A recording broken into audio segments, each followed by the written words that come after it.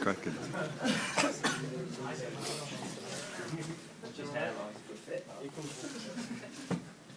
Right, Corporal Tom Moore, the self-proclaimed king of the chavs of Kyneton, has been here since 2005, well, on campus since 2005, when he started his Baby AT course.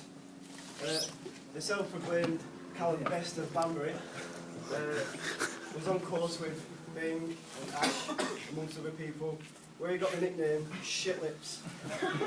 The nickname Shit Lips went on for a couple of months without Moonhead ever realising why he had the nickname Shit Lips. Until it came to light that Ash and Bing had taken it upon themselves to rim his mouthwash and his toothbrush and allow Moonhead to continue using it for several weeks.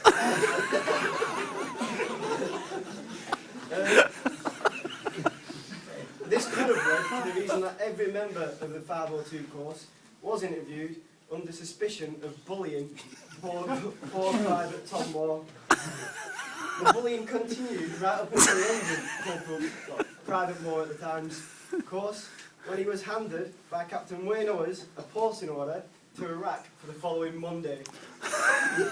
Private Moore, being young and disheartened, started to cry.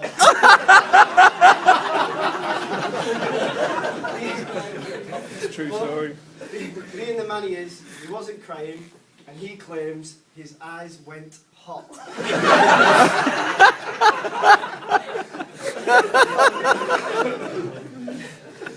Then Moonhead came to ATSG on the 23rd of January, and he's been here for the 6 years since. I asked around various people that are here and people that have left who knew him for stories, and I've got 2 pages full of random ones, and we're going to pick some of people's personal favourites. One being his on a night out, Tom went to Coventry. He likes to think of himself as a bit of a mover and shaker, and got involved in a bit of a competition in a club. The competition was word association, and if you lost a round, you had to remove an item of clothing. This went on for a little while until Moonhead's rival said something which he couldn't quite understand. So Tom had to remove some clothes. Not just that, the compere at the time had the microphone in his hand, to which Moonhead shouted, "I couldn't understand the Southern Fairy." Which the rest of the people in the club didn't take too kindly, and one man at the front threatened to kill him. To try and win the crowd back on side, Moonhead decided that the item of clothing he was going to remove would be his trousers. So he removed his trousers, and in true Moonhead fashion, decided to give it a little wiggle between his legs. At which point, the rest of the lads who were out and the crowd noticed that Corporal Moore had a little stain on his white bottom.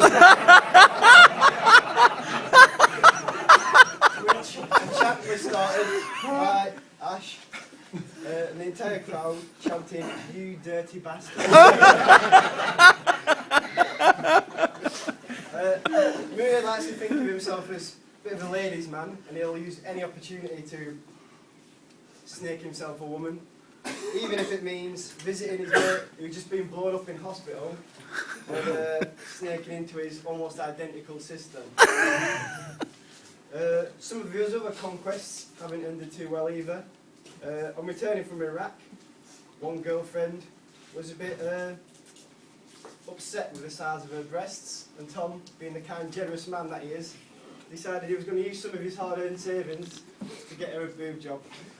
Having given her, he claims 2, but others state £3,000, she then left him for another man.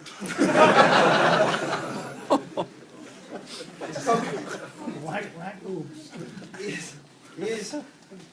He claims to have created the phrase "hacking bit of kit," but he is a but he is just that. On one occasion, he invited a girl to visit him on camp on a Saturday. She travelled for 2 hours to visit him. Moonhead being Moonhead went out on the Friday night to Banbury, which is the only town known to man who can pull him, and pulled himself a little Banbury banger.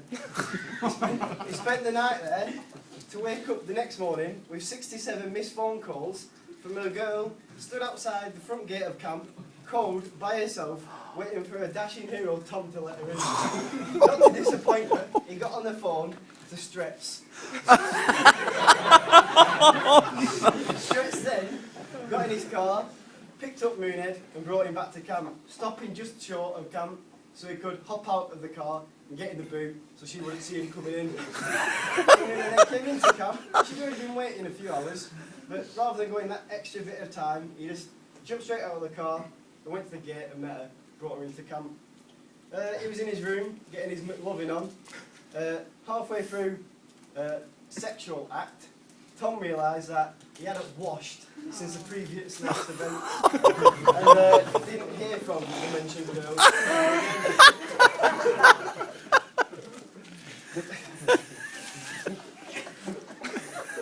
He'd been that guy for numerous things, falling asleep in a lab, thrown out of the lab because Mongie Miller didn't know the number for the fire service. When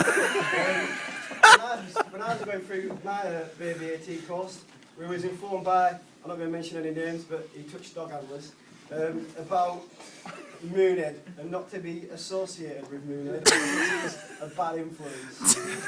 Upon arriving at ATSG, which used to be the customary Thursday night out before the invention of the ball crow, he took it upon himself to take one for the team, and on the Friday morning when Staff Hogston came in a bit of a bad mood and decided that he was fed up with people rocking up pissed and he was going to ag-eye someone, he was looking for a victim, round the corner staggered Corporal Moore, half dressed, willing to take one for the team, and the punishments then followed.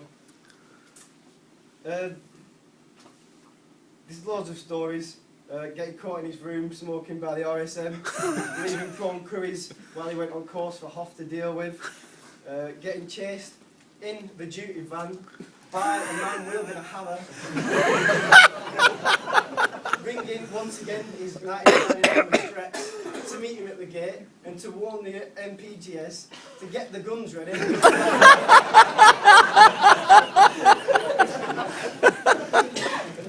Just as it looked like Moonhead was learning, getting a bit older, a bit more mature, he was in Afghan, he was doing quite well, he managed not to get himself in any trouble, and he was cutting around on his little quad bike, thinking he was the big cheese, when he was pulled over by an officer for being incorrectly dressed whilst riding a quad bike.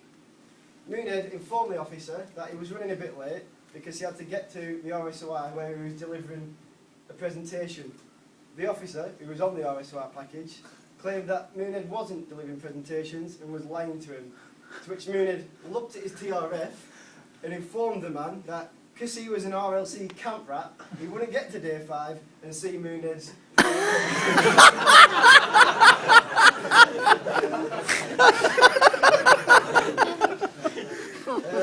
there is other stories about his hanging out at girl guides and his 15-year-old girlfriends. I won't delve too much into that, but we have got you some gifts.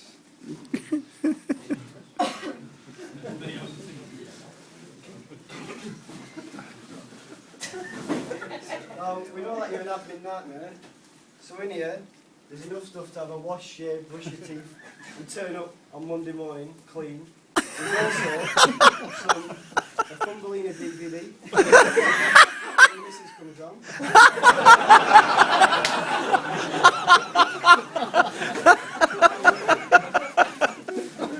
Some crayons. And some stickers. You can tell her how well she did.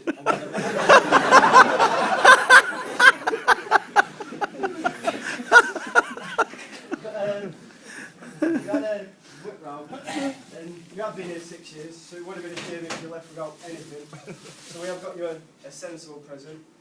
One of them's how you've deteriorated in your 6 years here, from boy to creature.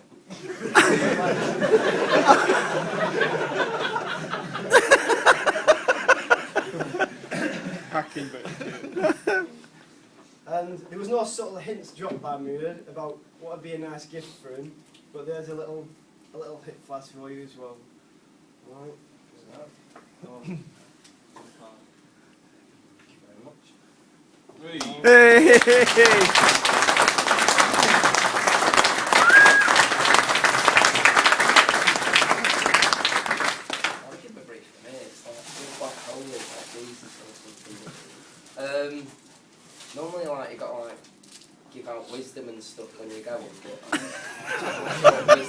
pass on, like, you're going to shag a Banbury bird, make sure you have protection, and that's a condom and like a big mate who can help you out with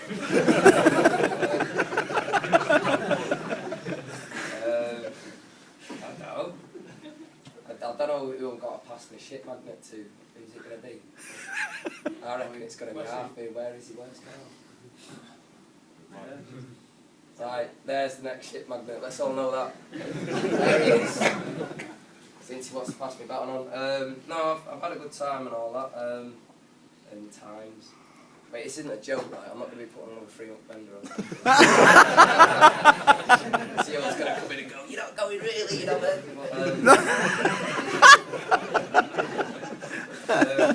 No, I've had a good time all in all. I've met a lot of good people. Like, I spent far too much time with Ash, and I've asked for Stretch's help far too much. Westy's got me out of trouble as well, judging by the scars on his face. And I thought, I'm actually fucking out of here. No, I've had a good time, learned a lot, and I'm just looking forward to getting to EOD because that's what I joined up for. And let's hope I'm not quite as much of a shit magnet there, like. But that's me. Hey!